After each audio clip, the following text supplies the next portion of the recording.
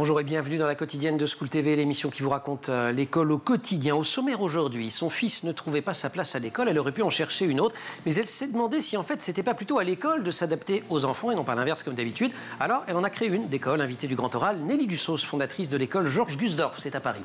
L'Anti-Sèche de Cécile Fournier ou comment l'actualité résonne dans les programmes, actualité, anniversaire et programme d'histoire aujourd'hui, c'était il y a tout juste 90 ans. Rien qu'à Berlin, plus de 25 000 livres furent brûlés en une nuit lors d'un terrifiant auto-da-fé orchestré par Joseph Goebbels. Cécile vous racontera tout cela. L'heure de la récré, toujours avec Cécile, on respirera. Cette fois, récré ludique et 100% verte, on va jouer ensemble à Défi Nature. Et puis enfin, rendez-vous avec le cours particulier de Marie-Olivier. Vous connaissez Champollion, l'égyptologue. Il existe aussi un Champollion pédagogue. Figurez-vous que c'est le même. Marie vous dira tout. La quotidienne de School TV, c'est maintenant, c'est parti. Grand Oral.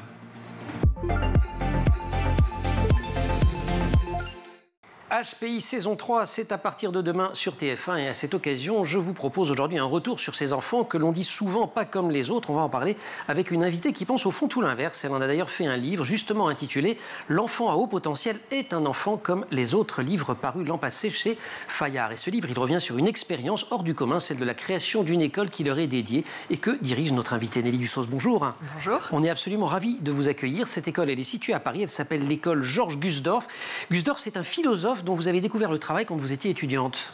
Tout à fait. Lors de ma thèse de lettres, j'ai eu le grand plaisir de lire son livre sur le romantisme. Et d'ailleurs, j'ai dû relire plusieurs phrases un certain nombre de fois pour les comprendre, mais je veux dire... Vous dites, c'est le premier livre dont j'ai relu plusieurs fois chaque phrase. Voilà, vraiment, ça a été difficile, mais je dois dire qu'à l'issue de ma lecture, j'ai été ravie, j'avais l'impression d'avoir appris des choses, et surtout, j'ai découvert le romantisme. On va voir en quoi le regard que les romantiques portent sur l'enfant a complètement inspiré la pédagogie que vous avez mis en œuvre, mais pour cela, il n'a pas suffi que vous lisiez ce livre, il a aussi fallu que votre fils, je le disais en introduction, un jour rentre de l'école en arrêtant de chanter. Oui. Alors malheureusement, il s'est arrêté de chanter dès le premier jour d'école. Donc je me suis. Vous avez un petit garçon qui chante tout le temps. Tout le temps. Super joyeux. Vous le mettez à l'école, il rentre. Il ne chante plus. Ouais. Et non seulement il ne chante plus, mais il ne veut pas du tout aller à l'école, alors qu'il adore apprendre, que sa maîtresse dit qu'il progresse très bien, que tout va bien, qu'il fait même partie des meilleurs élèves. Fierté des parents quand même, dès la maternelle, c'est important. Mais lui, il est très très malheureux en y allant. Je le sens quand même un peu stressé et il ne veut jamais y retourner. Là, vous vous dites problème.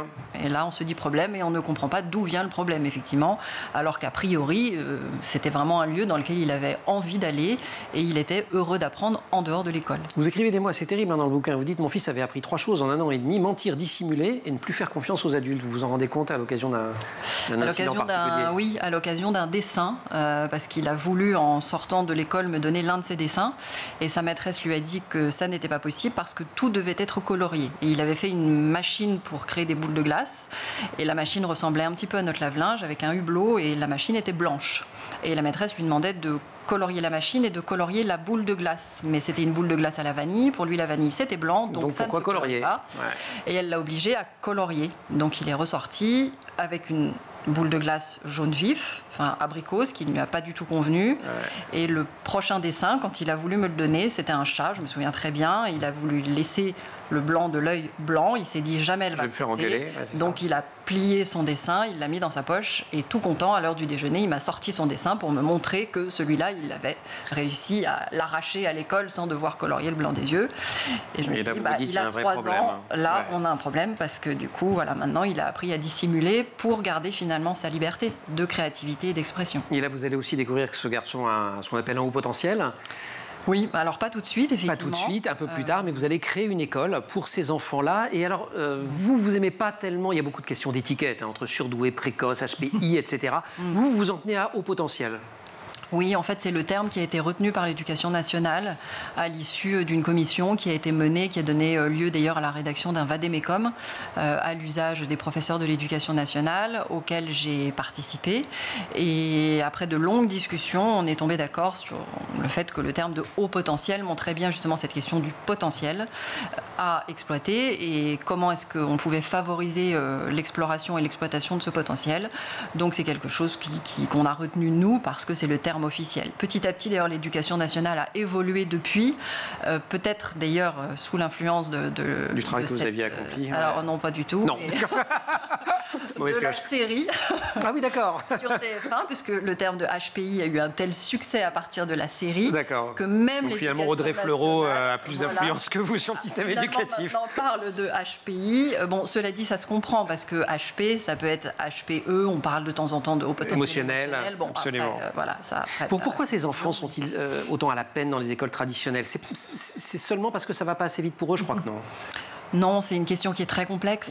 Il y en a effectivement qui vont s'y retrouver plus facilement au primaire qu'au collège et au lycée, parce qu'au primaire, il y a quand même plus de place laissée à la créativité, à la liberté.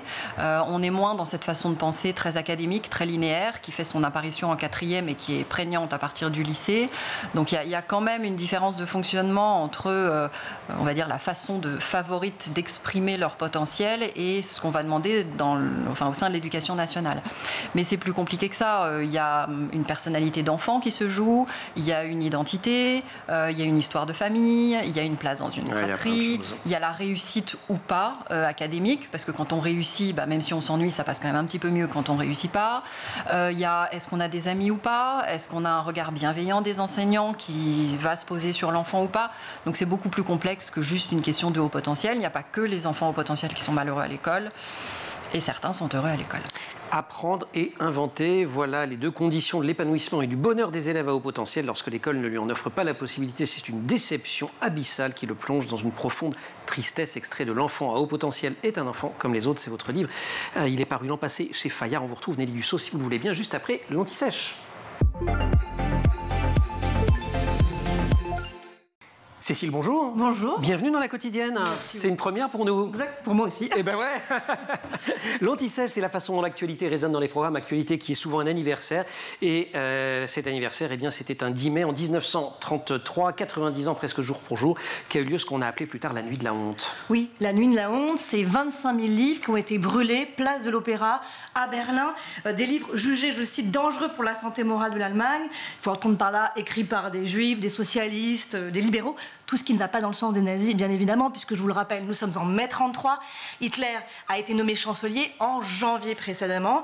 Donc cet autodafé, puisque c'est ça dont il s'agit, d'un autodafé, a été initié par la jeunesse hitlérienne, orchestré par Joseph Goebbels, qui est alors ministre de la propagande, avec l'idée évidemment qu'il faut supprimer l'influence juive. Vous citez Berlin, mais en fait, c'est là où il y en a eu le plus de livres brûlés, mais en fait, on en a brûlé partout. Oui, en fait, dans 21 autres villes universitaires, il y a eu Cologne, Bonn, Francfort, Nuremberg, mais évidemment à Berlin, c'est le plus important par le nombre de livres, aussi par le nombre de spectateurs, si je peux dire ça comme ça, entre 40 et 1000 et 70 000, c'est pas tout à fait précis, et aussi par le discours qui a clôturé la soirée, prononcé par Goebbels, qui a lancé un non à la décadence et à la corruption morale, et oui à la décence et à la moralité dans la famille et dans l'État. Et tous ces auteurs immoraux, tous ces auteurs décadents, on va brûler les livres, il y en avait 94.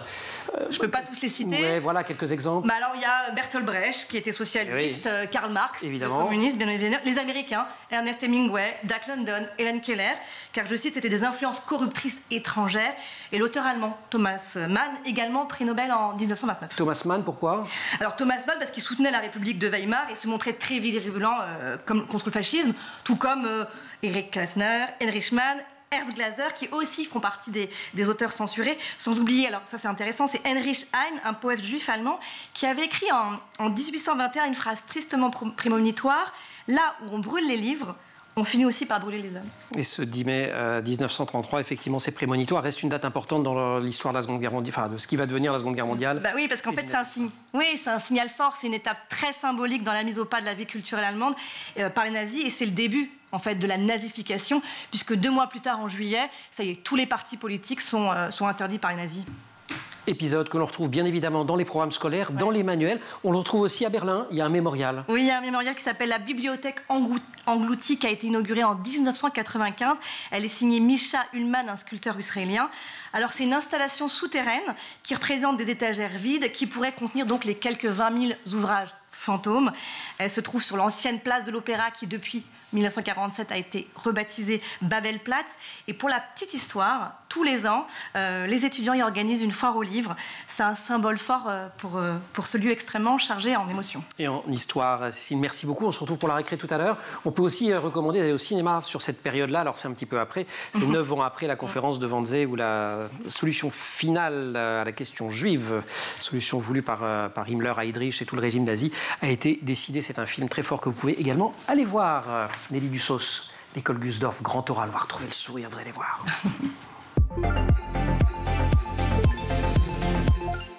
On va retrouver le sourire et la littérature et le romantisme. Il y a des Allemands dans le romantisme, c'est la bonne partie de l'Allemagne. Pour décrire son approche des enfants à haut potentiel, Nelly Dussos nous invite à lire ou à relire Victor Hugo, celui des Misérables avec Cosette et Gavroche et celui de L'homme qui rit, qu'on lit peut-être un peu moins souvent, avec le personnage moins connu de Gwynplaine. 3 enfants qui incarnent différentes facettes de l'enfant à haut potentiel. Et je veux bien que vous nous décriviez ce que vous proposez d'original dans votre école à Gusdorf en partant de ces 3 enfants. On commence avec Cosette. Cosette, c'est la solitude de l'enfant à haut potentiel. C'est ça ? Cosette, voilà. Cosette, c'est l'enfant martyr. Ouais. C'est l'innocence, effectivement, qu'on lui a volée enfant, à partir du moment où sa mère a eu la bonne idée de la confier aux Thénardier. Et Thénardier qui l'ont exploitée et qui l'ont confiée, heureusement, finalement, à Jean Valjean. Un petit peu contre leur gré, mais enfin, il a été suffisamment convaincant. Et c'est Jean Valjean qui lui a permis d'accéder au savoir, mais qui lui a aussi permis d'accéder à elle-même. Et d'ailleurs, de chanter de nouveau et de s'envoler. Cosette, c'est la petite chose, hein, c'est l'alouette aussi. Et c'est l'alouette qui se remet à chanter au printemps et qui réapprend à vivre. Le personnage de Gavroche, pour moi, c'est plus la liberté. Ouais. C'est aussi la solitude, hein, quand même, parce que Gavroche, il est très seul dans Paris. Ses parents, qui étaient donc les Thénardier, l'ont abandonné. Mais Gavroche, c'est aussi non seulement la liberté, mais l'idée de transmission de cette liberté avec l'école de la gaminerie, puisqu'il va élever, sans le savoir, ses 2 petits frères biologiques, puisqu'il les retrouve alors que sa mère les a vendus à une autre femme. Et donc, il les adopte et il transmet cette tradition de la gaminerie avec le vocabulaire très métaphorique, notamment porté par l'argot. Pour lui, c'est vraiment important. Et c'est aussi l'enfant qui va sauver les autres, quand même. C'est l'enfant qui va sauver les autres. Mais un chef de bande de l'humanité tout entière, y compris des adultes. Et c'est un enfant qui va se sacrifier pour aller sauver d'autres hommes.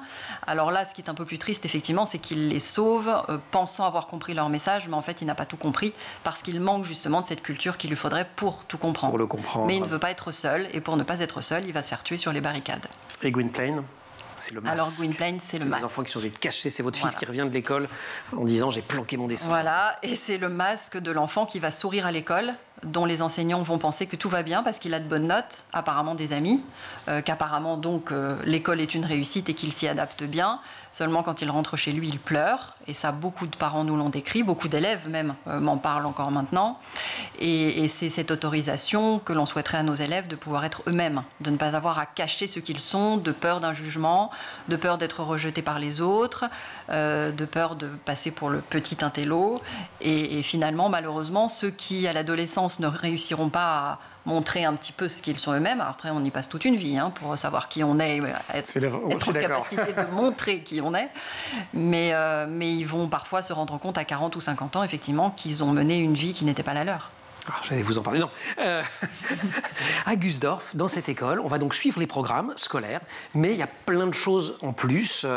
Pour commencer, vous avez un catalogue absolument extraordinaire d'enseignements complémentaires. Hein.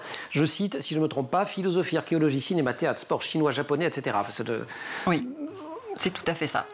Et c'est la respiration des élèves dans la semaine. C'est l'enseignement passion. Alors pour certains, c'est un enseignement passion qui les conduira même aux études. Je pense au cinéma, au théâtre. Il y en a beaucoup qui sortent de chez nous après avoir fait 7 ans de cinéma, par exemple. Donc ils sont plus que prêts à soutenir la spécialité cinéma du bac. Et quand ils sortent, ils vont dans des écoles de cinéma. Même chose pour le théâtre. L'archéologie, c'est extrêmement rare, effectivement, dans les écoles. Mais là aussi, ça peut déboucher vers de vrais métiers, avec l'histoire de l'art qui fait quand même aujourd'hui partie des programmes officiels. C'est quand même beaucoup de choses, vous prenez vos exemples, ne sont pas tout à fait innocents, qui font référence à la créativité, à l'enquête, à la curiosité. En fait, il y a une curiosité insatiable de ces enfants-là. En fait, c'est l'enquête, c'est tout à fait ça. C'est-à-dire que dans les enseignements complémentaires, on peut se permettre de faire ce qu'on appelle de la pédagogie de projet. Ils vont monter des projets. Que ce soit un objet en archéologie, que ce soit un court-métrage, que ce soit une pièce de théâtre, que ce soit une pâtisserie en cuisine, que ce soit un vêtement en couture. On va faire. Voilà, on essaye En fait, Il y a deux dimensions dans la façon de faire travailler son cerveau. On peut le faire travailler de façon complexe, ce qui est assez naturel pour les élèves à haut potentiel. Et c'est là où on rejoint effectivement la façon de travailler qui est décrite dans les livres sur la pensée complexe d'Edgar Morin. Et la pensée linéaire, qui est une pensée un peu plus académique, par étapes, à laquelle il faut bien se faire parce qu'il faut faire des dissertations. Et vous dites que dans l'école traditionnelle, pas forcément partout, pas forcément à chaque instant, mais tendanciellement, on considère plutôt l'enfant comme un simple exécutant. Et qu'avec ces enfants-là particulièrement, ça peut pas marcher. On a besoin un petit peu des deux et c'est vrai que nous on essaie de trouver l'équilibre. Donc on a les matières académiques dans lesquelles on va travailler de façon un peu plus créative, un peu plus complexe, et les matières complémentaires dans lesquelles on va faire de la pédagogie de projet, et donc on va développer une linéarité parce que pour réaliser un projet il faut bien passer par des étapes. Et il y a une dimension également importante, c'est la vie sociale. Vous êtes très très attentif à la récré, au vivre avec les autres, et vous dites que c'est un moment d'angoisse pour les élèves à haut potentiel. Alors pas là, tous. On arrive sur la récré, c'est ce qu'on va parler. Pas tous, mais effectivement pour certains c'est un moment d'angoisse parce qu'ils ne savent pas comment prendre leur place. Ne méprisez la sensibilité de personne, la sensibilité de chacun, c'est son génie. Citation du poète Charles Baudelaire en exergue du livre de Nelly Dussos que l'on retrouve justement après la récré. Cécile.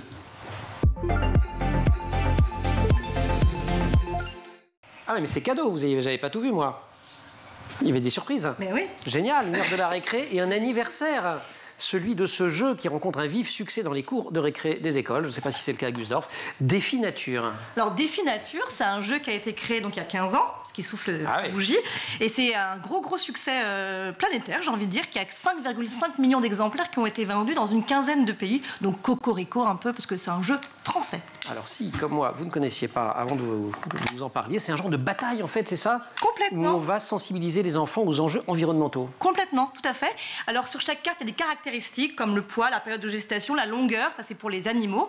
Et en fait, on se lance des défis. Moi, je vous propose, allez, une petite démonstration. Je vous donne une carte. Ah d'accord, on joue. Ah bah oui, on joue. Allez, on joue, on est là pour jouer. Nelly, la vous voulez bien jouer? Nelly, c'est la récré. Vous êtes obligé. Allons-y. Alors par exemple, je vous dis longévité 33 ans, vous lisez ce que vous avez sur vos cartes. Ah bah 23 moi. Bah j'ai gagné. Oh non. 50. C'est vous qui avez gagné et vous remportez les... Mais attendez, mais il faut savoir qui c'est. J'aime bien jouer à ces jeux-là. Ah ça, après les enfants, je sais que les enfants, après, ils apprennent les caractéristiques des animaux. Je connais des enfants qui connaissent Mais par donc, cœur. attends, parce que ours polaire, donc moi j'ai super perdu là, mais donc je m'en fiche de perdre, hein. Je suis très beau joueur, mais je déteste. J'espère. Donc, par exemple, si on avait fait poids. Bah poids, moi j'ai 1,2 kg, donc j'ai perdu. 390 kilos. 510. C'est vous Ok, qui... longévité, ça on l'a fait. Et en fait, on n'en fait qu'un. Et là, on change et vous gagnez les cartes. Non, mais on en fait deux, parce que comme ça, je gagne à la fin.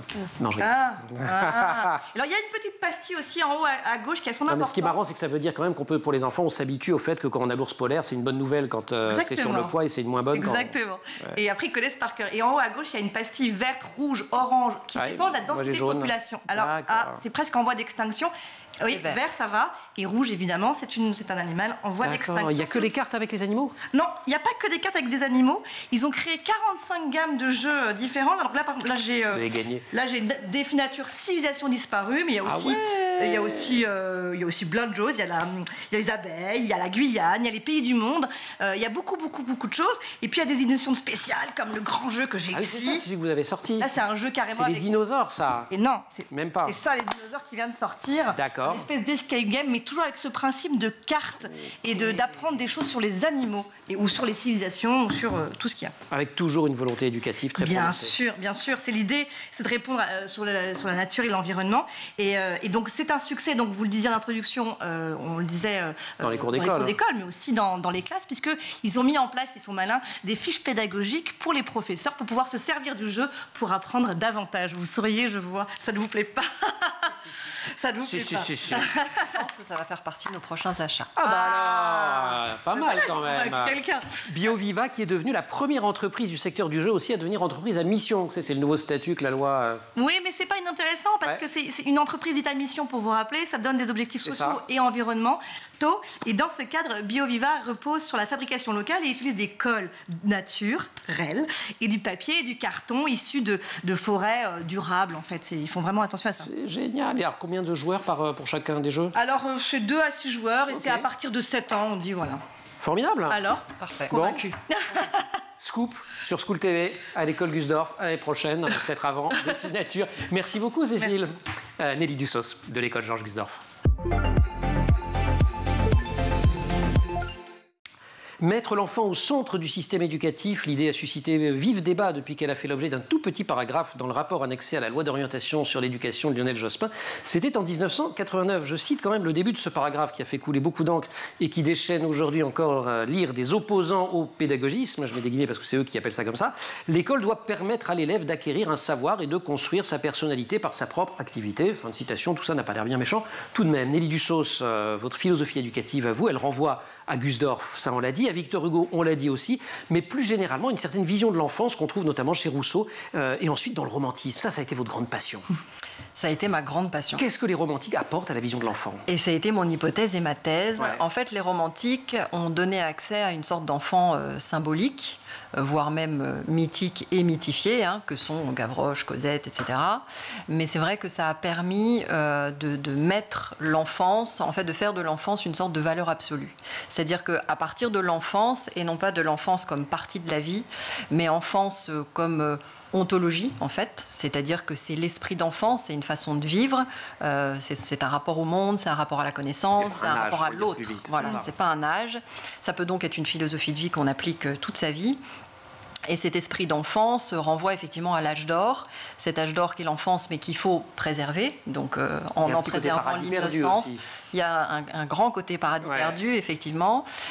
Cette enfance qui permet de poser un regard beaucoup plus poétique sur le monde, alors que c'est vrai que depuis un certain nombre de philosophes qui faisaient de la raison justement la valeur absolue à l'époque, les romantiques ont réhabilité la sensibilité, réhabilité aussi le droit d'être soi.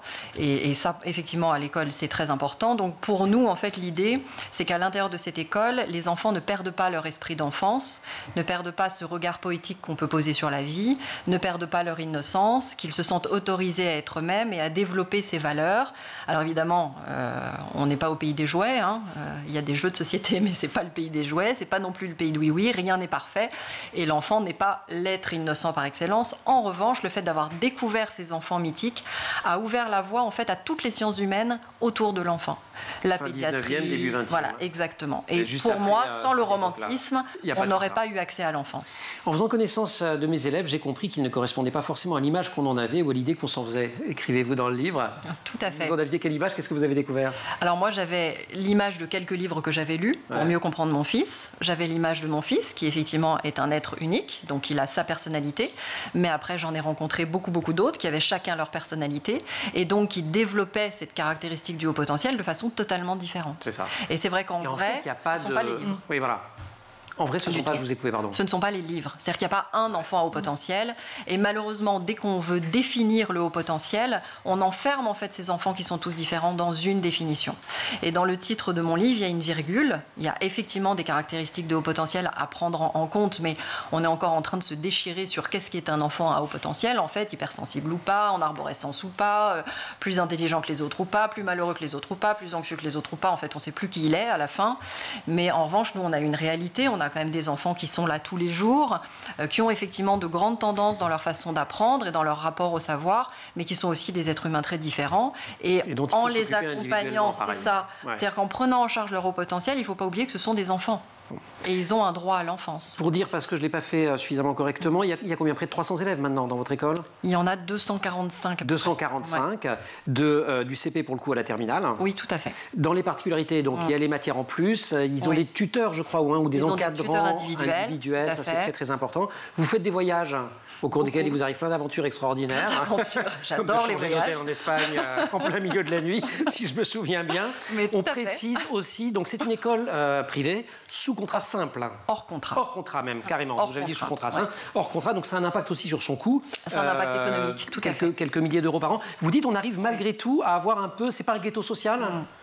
Non, c'est pas un ghetto parce qu'ils restent tous très différents les uns des autres. Ouais. Effectivement, il y a des parents qui font du choix de cette école une priorité budgétaire. Donc, on a tout de même des milieux sociaux différents. Alors après, il ne faut pas se mentir. Une scolarité à 8 700 ou 9 000 euros, tout le monde ne peut pas se l'offrir. Et d'ailleurs, c'est pour ça qu'on cherche aujourd'hui à créer des bourses. Mais malgré tout, on a plus de mixité sociale que ce qu'on pourrait penser. D'accord. Et donc, si des fondations veulent soutenir des élèves ou que qu'elles n'hésitent pas, elles vous téléphonent, c'est ça? Voilà, on les accueille avec plaisir. Merci beaucoup. Vous restez avec nous. On va parler maintenant d'un grand pédagogue qui était aussi un grand égyptologue, Champollion. Merci beaucoup, Cécile. Vous allez céder la place à Marie-Olivier, cours particulier.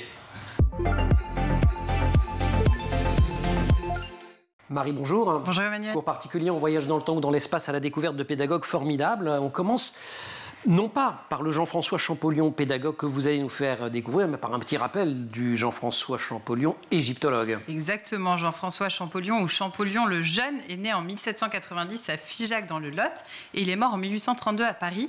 C'est un égyptologue français bien connu et pour cause, c'est le premier à avoir déchiffré les hiéroglyphes en 1822. Et on le croise à l'école, dès l'école primaire quand on étudie l'Égypte ancienne. Tout à fait. Il disait d'ailleurs « Je suis tout pour l'Égypte, elle est tout pour moi ».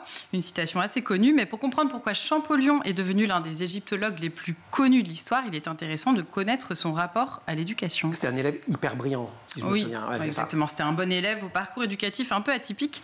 Jean-François Champollion naît dans une famille de 8 enfants, alors que sa mère a 49 ans.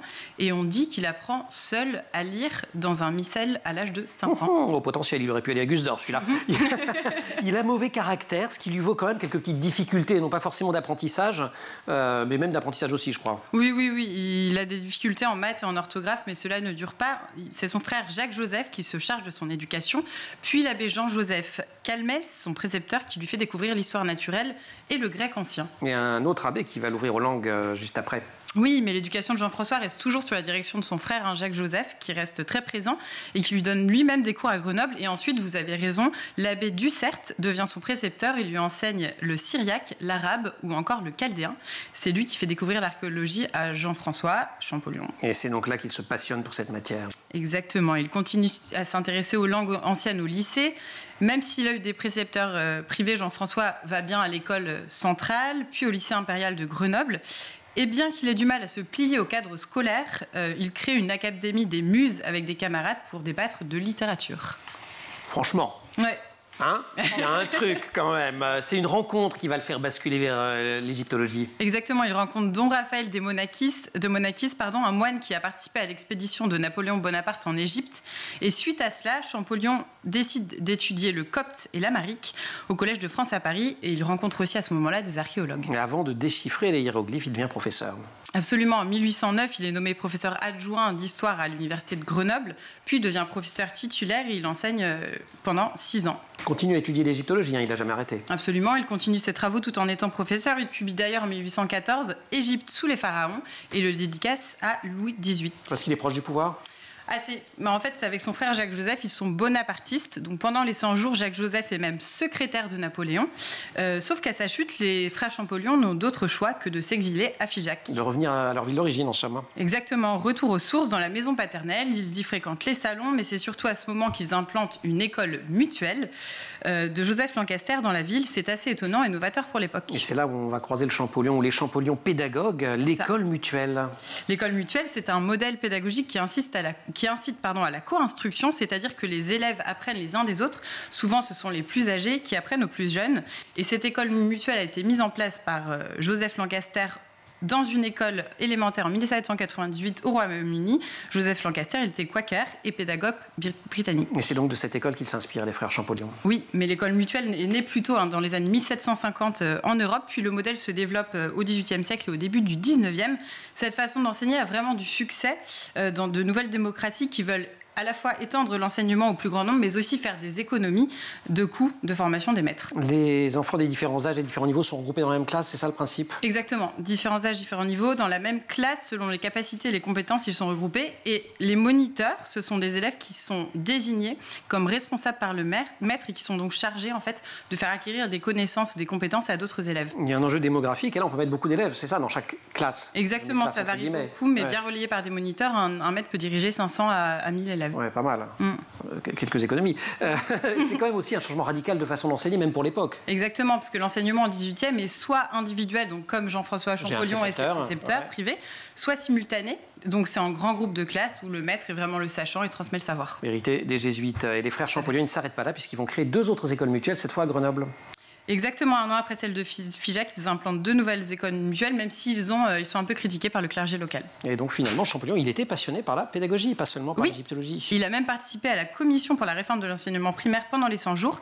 Et Champollion aimait enseigner de compétences de base comme la lecture et l'écriture, à le déchiffrement des hiéroglyphes aux plus âgés. Merci beaucoup. Marie, vous connaissiez cette histoire ? Pas du tout. Moi, je l'ai découverte, alors à vrai dire, en visitant le musée Champollion à Figeac, qu'on peut aller voir, qui est un musée absolument passionnant sur l'histoire de l'écriture et des écritures. Merci beaucoup, Marie. Nelly, merci beaucoup. On peut relire ou lire votre livre « L'enfant à haut potentiel est un enfant comme les autres », qui est paru l'an passé chez Fayard. Gusdorf, il y a un site internet, plein d'infos sur l'école. La série de TF1 HPI, c'est reparti demain avec Audrey Fleurot. Je voulais juste terminer en disant que vous avez reçu un conseil signé Georges Accard, qui était « Vos élèves, aimez-les bien ». C'était ça votre viatique pour créer votre école? Oui, c'est-à-dire qu'on dit souvent qu'il doit y avoir une distance entre le maître et l'élève. Nous, pour faire avancer nos élèves, il faut qu'ils nous sentent pleinement engagés à leur côté. Alors, il ne s'agit pas de les aimer comme un parent peut les aimer, mais s'ils ne nous sentent pas pleinement engagés, ils vont moins s'engager eux-mêmes dans leur apprentissage. Et ça, école publique, privée, privée sous contrat, hors contrat, ça pourrait valoir absolument pour tout le monde. Merci beaucoup Nelly Dussos. Marie, je vous ai déjà remercié. Je remercie aussi toute l'équipe. Au maquillage, Taï Sayad, Marine Plantec pour la préparation de l'émission, assistée en régie aujourd'hui par Emma Frari, Alexis Oustabassidis pour le son, Romain Luc pour la réalisation. Vous restez sur School TV, vous nous retrouvez nous en permanence sur Internet et sur les réseaux sociaux.